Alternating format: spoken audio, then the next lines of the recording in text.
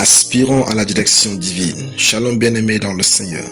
Notre méditation du jour s'intitule « Aspirons à la direction divine ». Nous tirons notre texte en Proverbe 14, 12 qui nous dit ceci.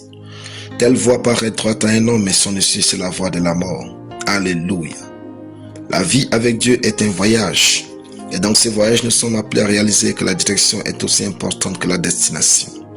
En effet, la mauvaise direction conduit toujours à la mauvaise destination et la bonne direction mène toujours à la bonne destination.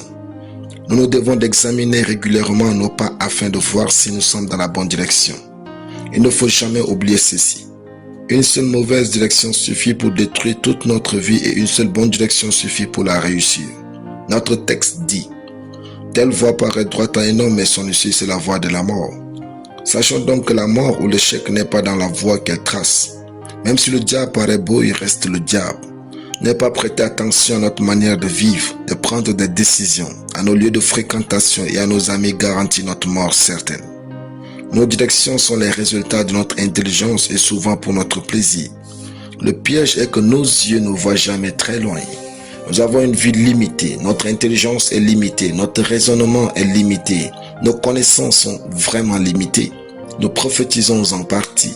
Nos onctions sont aussi limitées, raison pour laquelle il nous est plus facile de prendre une direction qui nous semble droite. Mais son issue, c'est la voie de la mort. Nous devons plus aspirer à la direction divine. C'est une aspiration noble pour celui qui veut bien finir sa vie.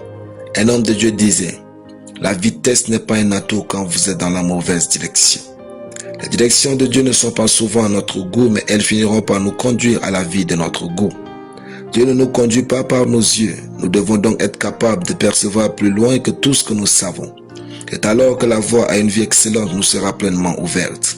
Dieu peut nous conduire par le chemin que nous n'aimons pas vers là où nous aimerions toute notre vie. Dieu est capable de nous conduire pour ce qui ne ressemble à rien, pour là où nous serons comblés. Aspirons à la direction divine. Alléluia. Prions.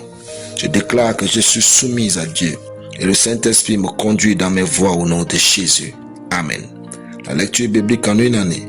Esther chapitre 7 à Esther chapitre 10. Soyez bénis, c'était le pain du ciel.